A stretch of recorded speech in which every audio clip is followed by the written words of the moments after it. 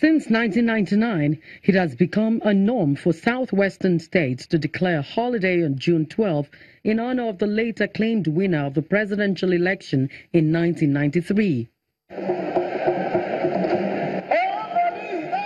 18 years after, the tradition still exists. In Lagos State, where it all started, a symposium is held themed Restructuring, Antidote for Efficient and Effective Polity. Governor Akinwumi Ambode joins crusaders of June 12 and right activists and other government officials to pay tributes to the late politician. Whatever it is that our own dear Emperor Abiola stood for, farewell to poverty, and that's where we still stand today. The symposium is followed by the unveiling of a 46-feet remodeled statue of MKO Abiola at a garden named after him in Alakwere area of Lagos. Veteran journalists who were on active political beats during the June 12, 1993 struggle also organized a lecture in Ibadan, the Oyo State capital. In neighboring Osun State, schools, the state secretariat, as well as financial institutions were all closed down to honor the day, while civil rights activists led a rally chanting songs of victory with a message to the federal government. The new struggle is here. What do June 12 and MKO stand for? We continue to fight for eradication of poverty in Nigeria. We continue to be on the street until our people are out of poverty. It's also a walk in Ogun State with songs eulogizing MKO Abiola. The rally, which terminates at the country home of Chief Abiola in Agura, Abeokuta, Ogun State, is led by top government officials. The Kwara State chapter of the All Progressives Congress, APC, only demands one thing from the federal government: that President Muhammadu Buhari officially announces the result of the 1993 presidential election and declare MKO Abiola the president posthumously. We want to understand one thing. It wasn't the kind of Abiola family alone. It's the issue of Nigeria. Edo State in the South-South, for the first time in 18 years, reckons with June 12 declaration. Activists rally in Benin City, the state capital, calling for the protection of human rights and freedoms as guaranteed in the nation's constitution. Nigerians look forward to a corrupt-free country where all sectors of the economy will function optimally, according to talks from rallies and symposia on this day. Loretta Chiogo, Channels Television News.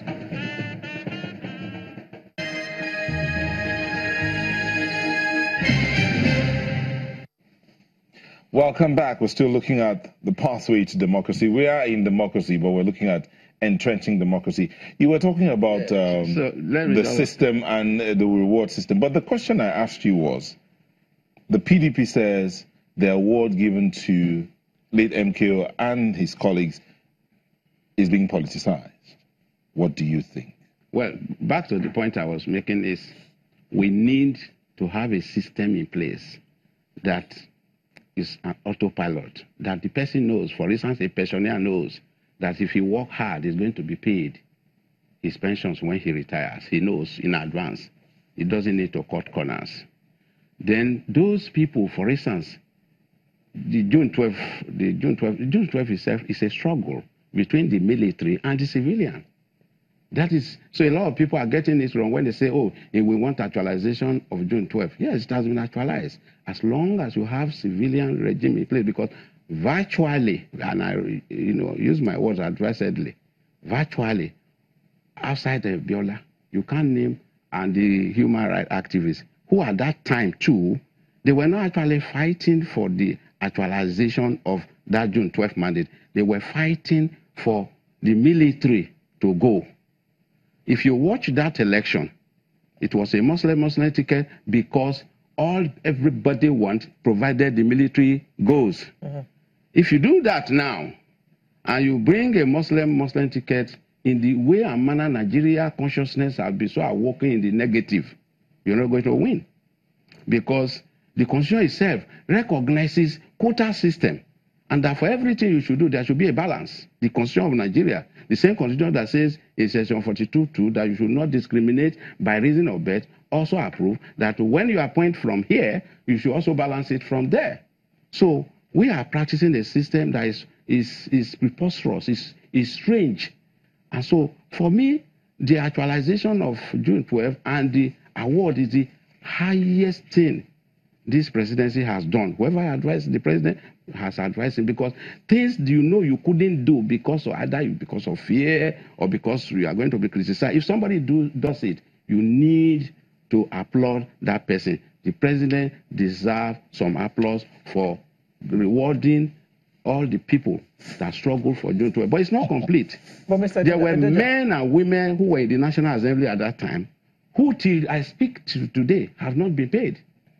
The laborer deserves his wages. All those who participated, who worked for over a year in those who won election that have not been paid, should be paid, because this will serve as a lesson that the military can no longer just come, brush people aside, refuse to pay them, and then got some people to endorse them. So, Mr. Doja, okay. Some are saying that this is a Greek gift. Yes. Okay. To get what? That the president has ulterior motives. It is not just No doubt about now, that. let me say this. Why will you say it's a Greek gift? You can't say that, because when the president needed votes, when we were campaigning in the APC, he never promises that he was going to give Abiola a posthumous award. It was not part of the campaign promise of the APC. Let me ask him this. Yes. Hold on. Are you happy with what has happened? Obviously you are. Yes. But you were in politics at that time. Yes. June 12. Yes, I was a member of the Federal House, yes. Rotimi just said something. He said, you cannot be giving posthumous or without following through on the tenets that the man lived by. At the time that election was annulled, were you paid your salaries? Your emoluments? Nobody was paid. So won't you be happy if, having given posthumous awards to those who were spearheading that fight, if you get some bit of your reward that you deserve? This is exactly what I'm saying, that he needs to complete that circle. So are you agreeing with him that this is national healing? It's not enough to give an award? No, the national healing that he has embarked upon is not a one-stop destination. It has to go the whole hog. When I mean by the whole hog, all those who were indebted to. Like I borrowed some words from Wole Soyinka.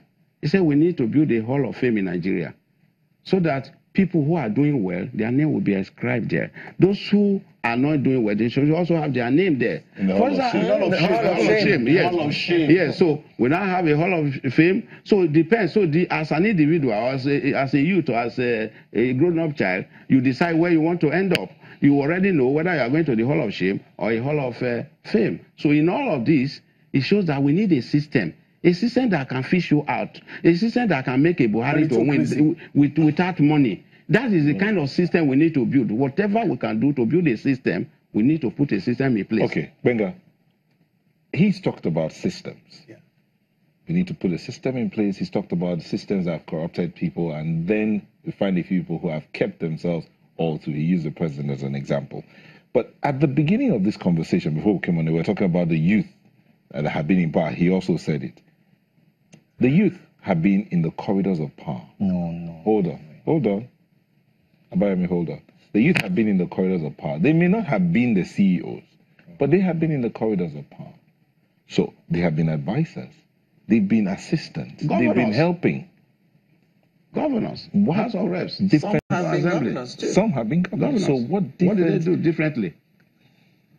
Okay, yeah, what did they do differently? What can they do differently now that they have the not too young to run? Now, before we get to not too young to run, no matter how skillful you are as a driver,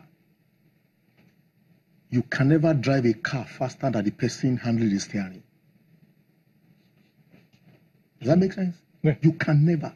No, see, your skill, your strength, your speed, all these are waste if you are not handling the steering. It is not Nigerian youth, it's Nigerian used. Wow. Number one, you said corridor of powers, not the rooms of power. Wow. They're two different things. When you walk on the corridor, listen to me. If you walk on the corridor of an office and you don't walk the way the CEO wants you to walk, he can order the security to throw you from the 4th floor, the 5th floor. That's correct. You are gone. So, the Nigerian youths that you are talking about, they are the ones that they use as thugs for their election campaign. And as a system of reward or a kind of compensation, they bring them to their corridors. As what? That's why you have. I would like hold on. You know, we don't have functional leaders. That's it. I call them positional leaders. That's it. What's the job of SSA to SA to PA to PPA? What's all that rubbish? No, for me, it's I don't get it. I think SSA, SA, PA, PPA, SA to the PA. So that's why you get to Abuja, you get to Imo State, and you see all manner of business card. SA to the daughter of the wife of. I don't get it. We are not stupid anymore. Then we are not fools. Okay. I'm sorry. You're not stupid anymore. You spoke about youth used. Yes. Okay. Used youth. Okay. Who is using them? The others. Not too young to run. Is now on stream. Yes. How much advocacy is going on? That's it. To impress on these youth that they should not put themselves up to be used as thugs. He always gave the example of somebody he knew